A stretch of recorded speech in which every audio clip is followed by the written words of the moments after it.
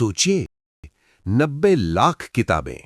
इतनी किताबें कि अगर आप हर दिन एक किताब पढ़ें तो उन्हें खत्म करने में 24,000 साल लग जाएंगे।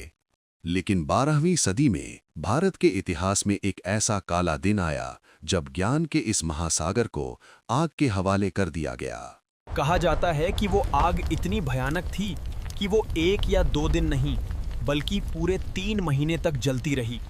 आज भारत के किस्से में हम जानेंगे नालंदा विश्वविद्यालय की वो कहानी जो हर भारतीय को पता होनी चाहिए। ऑक्सफोर्ड और कैम्ब्रिज के बनने से 500 साल पहले भारत में नालंदा महाविहार खड़ा था, विश्व का पहला आवासीय विश्वविद्यालय। यहाँ सिर्फ भारत के ही नहीं बल्कि चीन, जापान, कोरिया, पर्शिया और टर्की से भी छात्र पढ़ने आते थे। एडमिशन इतना मुश्किल था कि 10 में से सिर्फ 3 छात्र ही सेलेक्ट हो पाते थे। यहाँ सिर्फ जीनियस लोग ही आ सकते थे। नालंदा विश्वविद्यालय में दुनिया की सबसे बड़ी लाइब्रेरी थी जिसमें 90 लाख से भी ज्यादा किताबें थीं। नालंदा की असली ताकत थी उसकी लाइब्रेरी धर्मगुंज। ये 3 बड़ी इमारतों में थी जिसमें से एक 9 मंजिल ऊंची थी।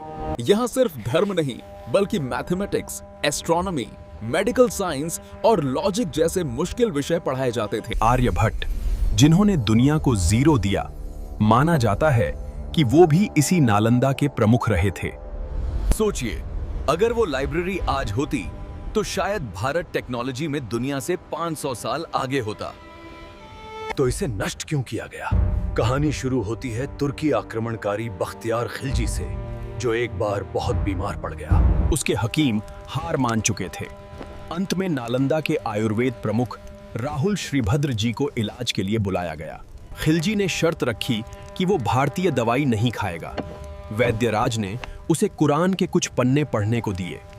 खिलजी पन्ने पलटता गया और ठीक होता गया, क्योंकि पन्नों के कोने पर एक खास औषधीय लेप लगाया गया था। ठीक होने पर उसे खुशी नहीं, जलन हुई। उसे लगा कि भारतीय ज्ञान उसके हकीमों से ज्यादा ताकतवर कैसे है। इसी जलन में 1193 में उसने नालंदा पर हमला कर दिया, हजारों भिक्षुओं को मार डाला और लाइब्रेरी में आग लगा दी। वो अनमोल खजाना 3 महीने तक जलता रहा और धुआं बनकर भारत का प्राचीन ज्ञान आसमान में विलीन हो गया। नालंदा का जलना सिर्फ ईंट पत्थरों का नुकसान नहीं था, वो पूरी मानवता के ज्ञान का सबसे बड़ा नुकसान था। लेकिन आज सदियों बाद नालंदा फिर से जी उठ रहा है। एक नई यूनिवर्सिटी वहां फिर से खड़ी हो रही है। इतिहास गवाह है, आप इमारतों को जला सकते हैं, किताबों को राख कर सकते हैं, लेकिन ज्ञान को नहीं मार सकते।